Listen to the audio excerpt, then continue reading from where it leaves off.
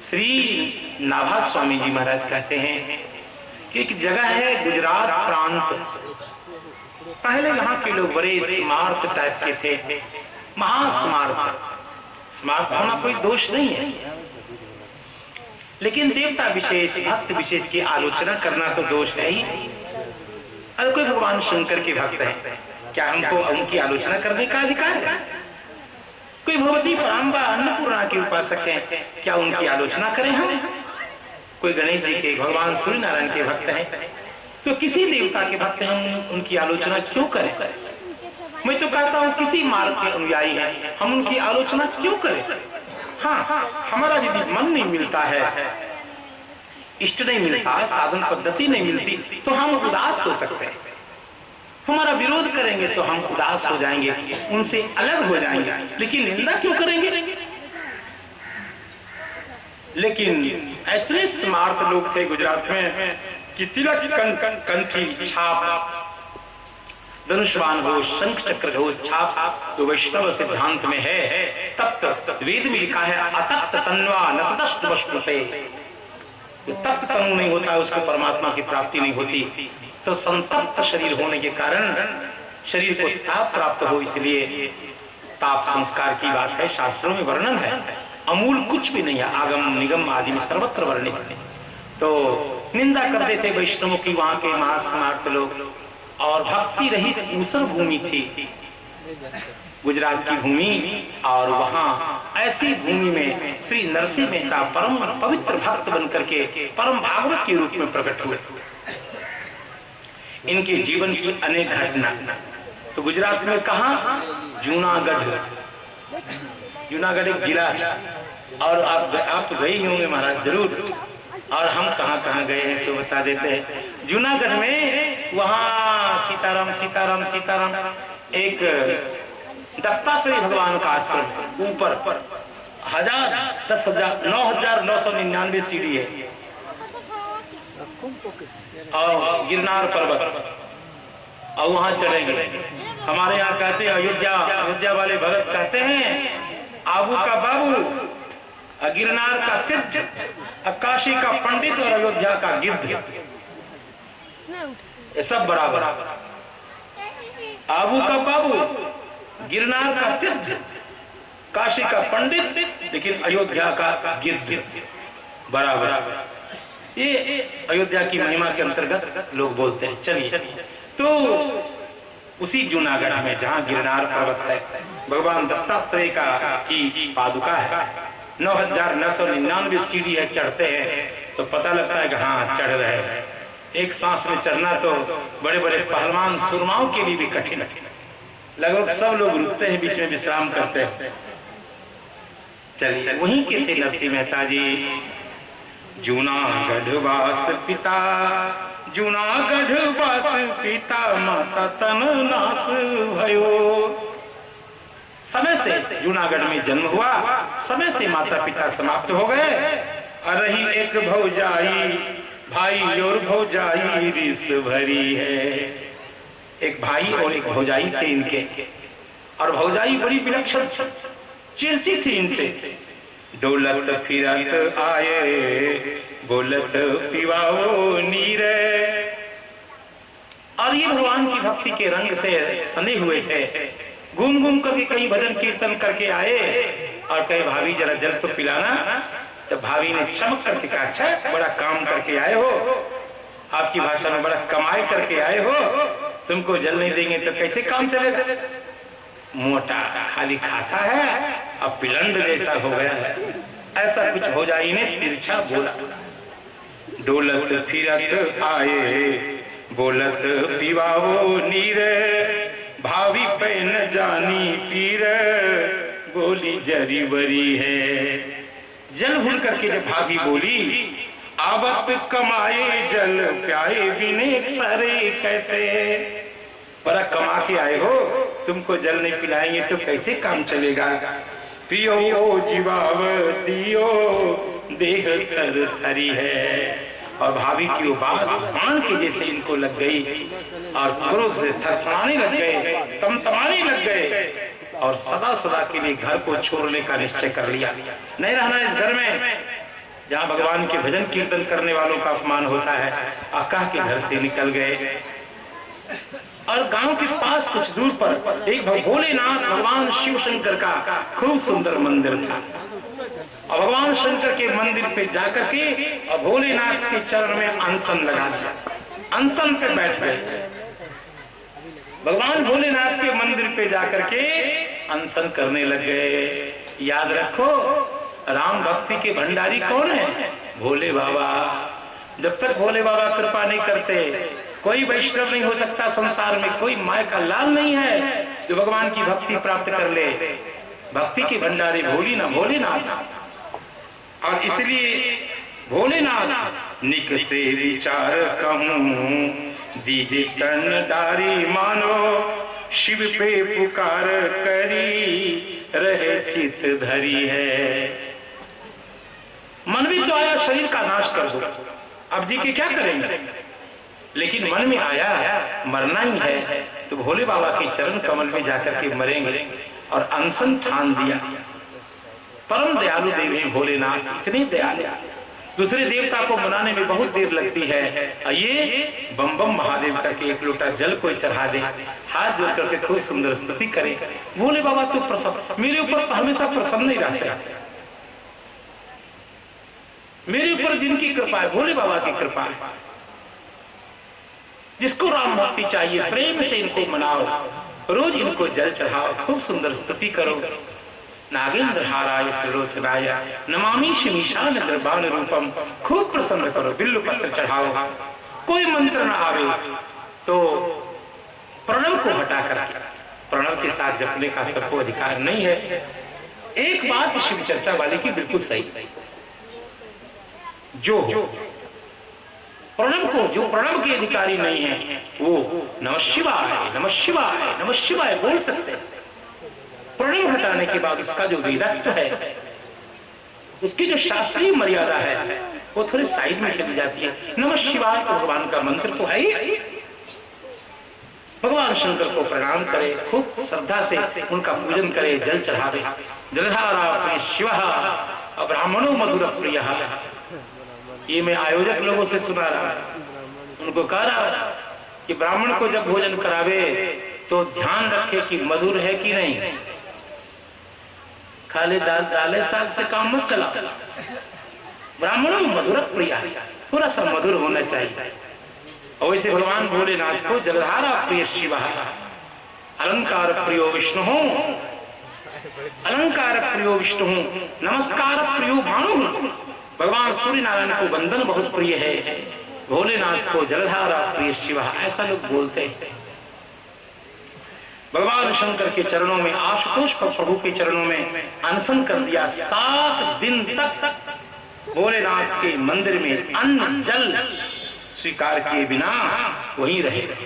तब भोलेनाथ को दया आ गई। अरे मैं तो बृकासुर को, जिसको कीर्तन करने वाले लोग भस्मासुर कहते हैं, उसका भागवत महापुराण में बृकासुर नाम है। जब मैं बृकासुर के ऊपर प्रसन्न हो सकता हूँ, ये तो परम भक्त है, अब मुझे इसके ऊपर कृपा कर देनी चाहिए। बीते दिन 7 शिव धाम 3 जात बार, परे काहू तुच्छ द्वार सो सुधि लेत है। भगवान महादेव के मन में आया कि कोई भी कैसा भी पापी हो अतिथि बनकर आ जाए तो गृहस्थ को चाहिए कि अतिथि को पूछे कोई दिक्कत तो नहीं। ये तो भक्त है और मैं भी ऐसा वैसा नहीं, अवढर दानी हूँ और 7 दिन तक भूखा ये मेरे दरबार पे आया हुआ है, इसकी सुधि मैंने नहीं ली है, मुझे पूछना चाहिए। इतनी बिचारी भूख प्यासे दई तारी लियो। भोलेनाथ की कृपा नंबर 1, भोलेनाथ ने करुणा की, भूख प्यास समाप्त कर दी। भूख प्यास लगे ही नहीं उनको। और उसके बाद साकार रूप में भगवान महादेव जी के सामने प्रकट हो गए। कहा बेटा क्या चाहिए, वर मांगो मुझसे। 7 दिन तक तुम अन्न जल त्याग करके मेरे मंदिर में विराजमान रहे हो, मैं प्रसन्न हूं, बोलो क्या चाहिए। बोलो बर मांग अजो। श्री नरसिंह मेहता जी ने कहा, हे भोले बाबा, हमको पता ही नहीं है कि वर कैसे मांगते हैं, क्या मांगना चाहिए क्या नहीं मांगना चाहिए, इसका मुझे कुछ ज्ञान ही नहीं। भोले बाबा रीझ गए उसकी सरलता पर, प्रसन्न हो गए भोलेनाथ। बोले वर मांगो अजो, मांगो न जानत हो। मुझे मांगने का ज्ञान ही नहीं है। मेरे विचार से आपको जो सबसे सुंदर लगे, आपको जो अच्छा लगे, वही हमको दे दीजिए। आपको जो अपने मन से अच्छा लगे, सबसे सुंदर जिसको आप समझते हैं, वही मुझको दे दीजिए। भोले बाबा तो बड़े खुशी हो गए। वाह, पर यो सोच भारी। भोले बाबा ने कहा, मैं तो परमात्मा की उपासना, भगवान राम कृष्ण की उपासना करता हूँ, उनके रंग में रहता हूँ और इतनी अंतरंग हृदय में उनको धारण करता हूँ कि मैं तो अपनी गृहिणी को भी रहस्य नहीं बताता। जल्दी अमर कथा वाली कथा आपको याद होगा, मैं अपनी गृहिणी को भी अंतरंग उपासना की बात नहीं बताता। इसने तो मेरे मन को ही छू दिया। लगता है श्री राधा कृष्ण भगवान का परम प्रेम इसको देना पड़ेगा। भोलेनाथ कहते हैं, पर यो सोच भारी मेरे प्राण प्रिय नारी तासों, कहत डरत वेद कहे नेति नेति है। वेद भगवान जिसका नेति नीति का के वर्णन करते हैं, वह जो परम कृष्ण प्रेम है, राम प्रेम है, जो मेरे हृदय का अंतरंग भाव है, मैं अपनी गृहिणी को कहने से भी डरता हूँ। वो बात मैं इसको कैसे बता दूं? लेकिन कोई बात नहीं, बालक न हो यह पालक है लोकैनी को। कहा, कोई बात नहीं बेटा, कृष्ण प्रेम तुमको प्राप्त हो, मन को विचार कहा दीजिए प्राण प्यारे है, जो पे नहीं देत मेरो बोली वो अचेत होता। और यदि मैं इसको नहीं देता तो मेरा वचन खाली चला जाएगा। दियो निज हेतु तन आलिन के धारे हैं।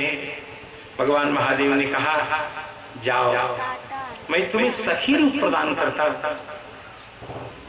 और भगवान का जो दिव्य रासमंडल है, प्रिया प्रीतम श्री राधा मुकुंद भगवान का, और मैं सखी बनकर के नित्य वहां जाता हूँ, रास में सम्मिलित होता हूँ। और राधा कृष्ण भगवान का जो विमल कमल प्रेम है, एक तो भगवान की प्राप्ति, सखी भाव की प्राप्ति, सेवा की प्राप्ति, इस सारी प्राप्ति में तुमको उपलब्ध कराता हूँ। जाओ, मैं अपना सखी स्वरूप तुमको प्रदान करता हूँ। चलो, सखी बना करके तुम्हें ले जाऊंगा, और जहां मैं भगवान के दर्शन में रास मंडल में उपस्थित होने के लिए जाता हूँ। आगे कहते हैं, ल्याए वृंदावन रास मंडल। पहले तो सखी रूप प्रदान किया और कहला, मेरा नाम है त्रिलोचना सखी और मैं उनकी अंतरंगा सखी हूँ।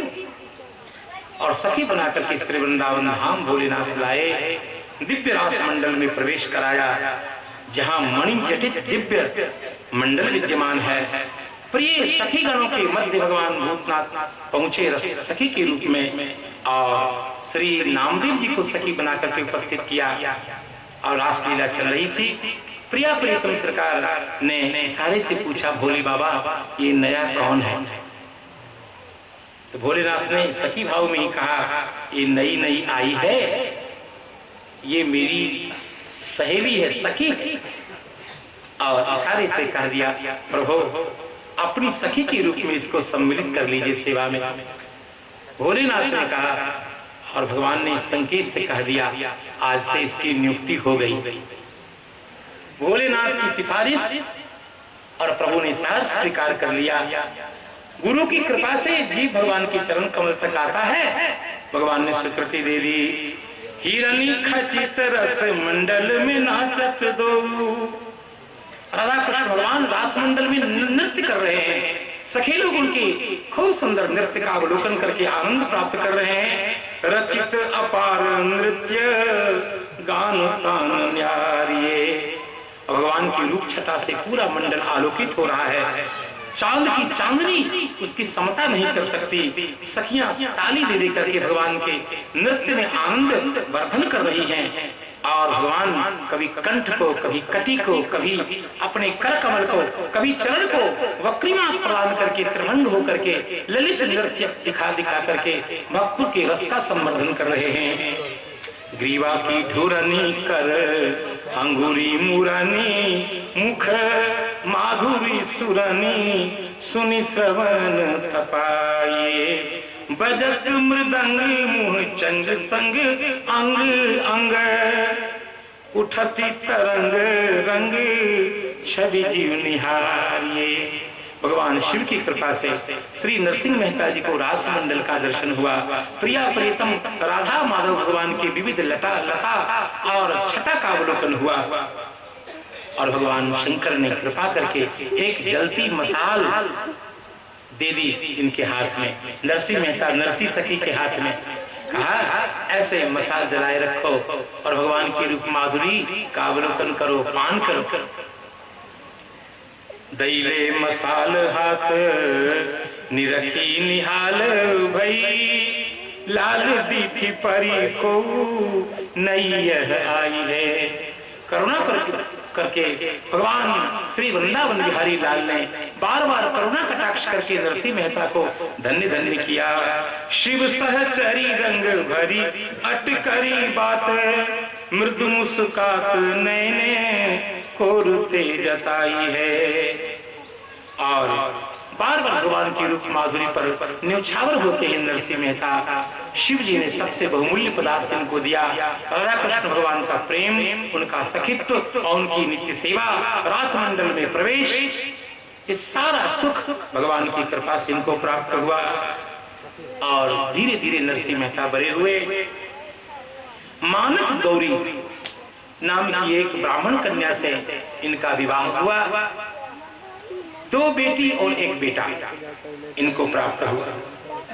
एक बार क्या हुआ, गांव के लोग तो जलते ही थे, ये ब्राह्मण थे, मेहता वहां ब्राह्मण कहलाते, वो अपने यहाँ वाली बात नहीं है। और चूंकि वैष्णव भाव भगवान शिव की कृपा से इनको प्राप्त हुआ, इसलिए लोग जलने लग गए इनकी कंठी तिलक आदि को देख करके।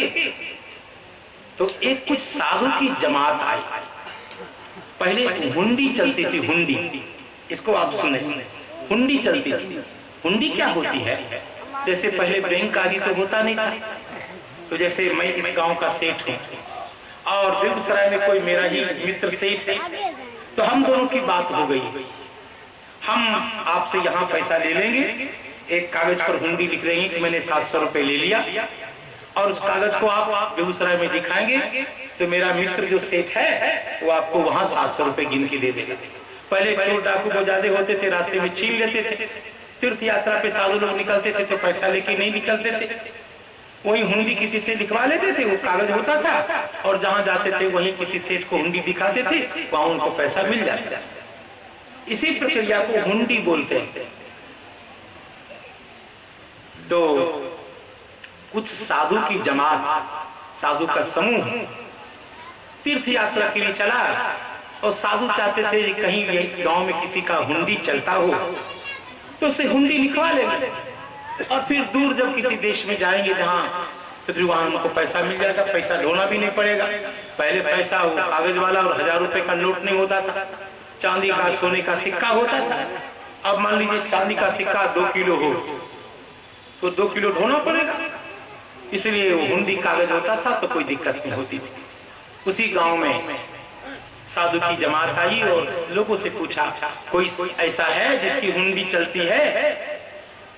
तो इनका अपमान करने के लिए, नरसिंह मेहता का अपमान करने के लिए 2-3 गांव के बदमाश छोकरों ने कह दिया हमारे यहाँ तो एक ही सेठ है, उनका नाम है नरसिंह मेहता, और जाओ उनका हुंडी चलता। पहले तो वो मना करेंगे लेकिन मानना नहीं, उनके सामने जब रुपए झरझरा देना तब वो हुंडी लिख देंगे, जबकि ऐसी बात थी नहीं। नरसिंह मेहता का अपमान करने के लिए बालकों ने सीधे भोले भाले संतों को इनके पास भेज दिया और इन्होंने कहा, महाराज किसी ने आपको झूठे बहका दिया, हमारी हुंडी नहीं चलती, हम तो सीधे साधे राम श्याम करते हैं, ताल बजाते हैं, कीर्तन करते हैं, बस।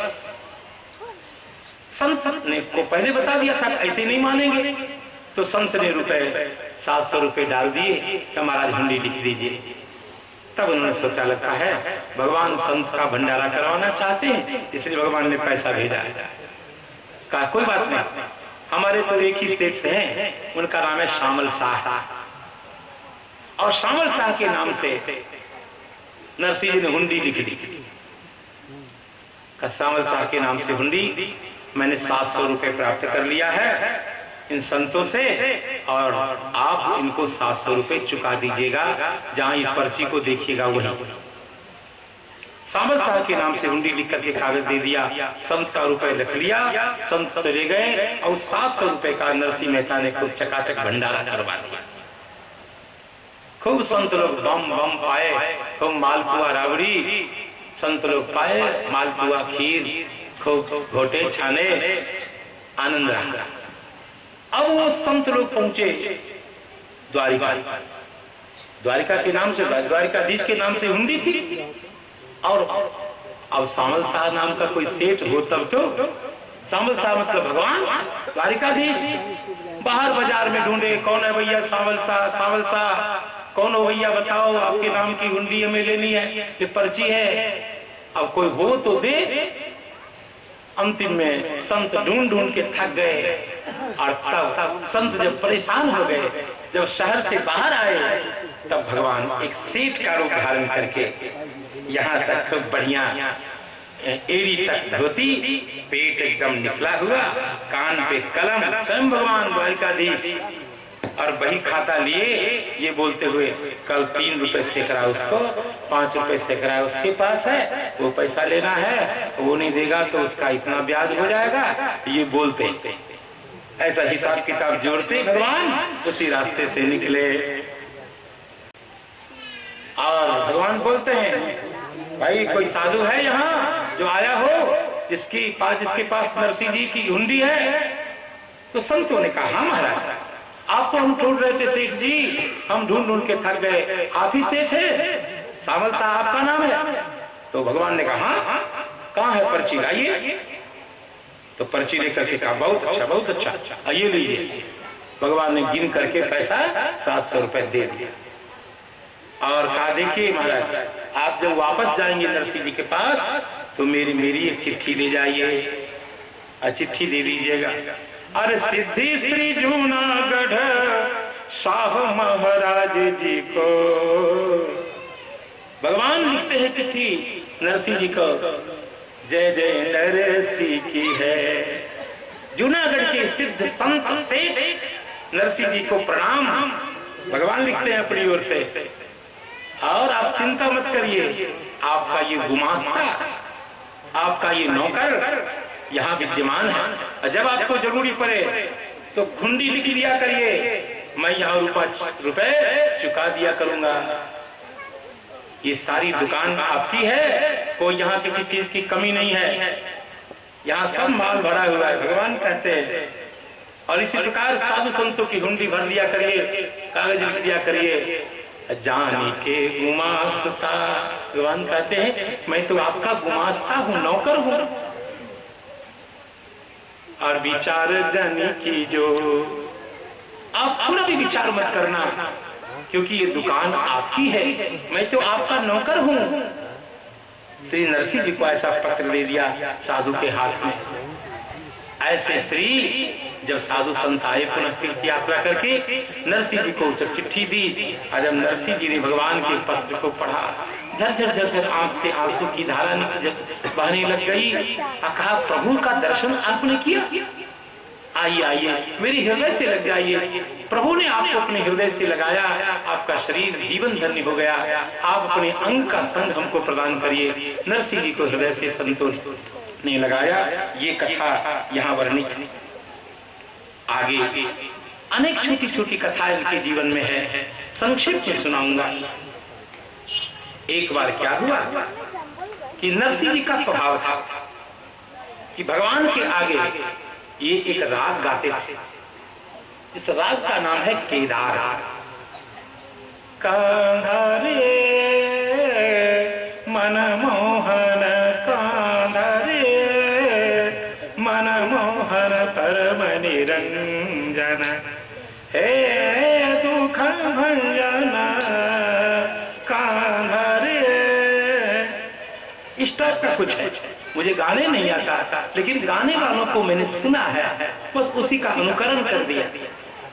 ऐसा यदि मैं गा दूं अजय के सामने, वो कह दे भैया बेसुरा मत गाइए, गाइए तो ठीक गाइए, ठीक गाइए, लेकिन गलत सुर लग गया, फिर से गाइए इसको। वो हमको सुधार देता है, वो जानकार है भैया, कहीं से है उसकी हवा लगती है तो इसे गुनगुनाता वो एकदम सुर में। क्या बात है। उस्ताद आमिर खान साहब का शागिर्द है। 1 साल तक केवल का सा, आवाज कांप रही है, सा, 1 साल तक केवल सा लगवाए खान साहब का। रे मत बजा देना, रे मत बजा देना, केवल सा।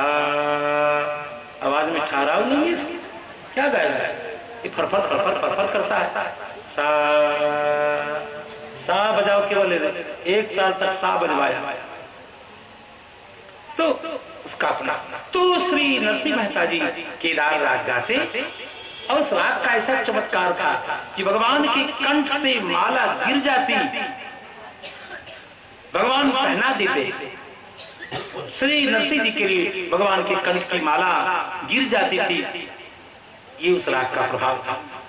इधर क्या हुआ, एक बार एक किसी गरीब ब्राह्मण की कन्या के विवाह की बात थी, पैसा नहीं था। इनके सामने आए कि महाराज आपके पास पैसा है? तो नरसिंह जी ने कहा मेरे पास तो नहीं है, हमारे पास जो आता है हम 3 सेकंड में उसको संत सेवा कर देते, पैसा रखने का कोई मतलब नहीं। 100 अनर्थ का मूल है 1 रुपया रोक, पैसा रोकने का कोई मतलब है नहीं। आया 1 सेकंड में उसको जय सिया राम करो, ये पैसा जमा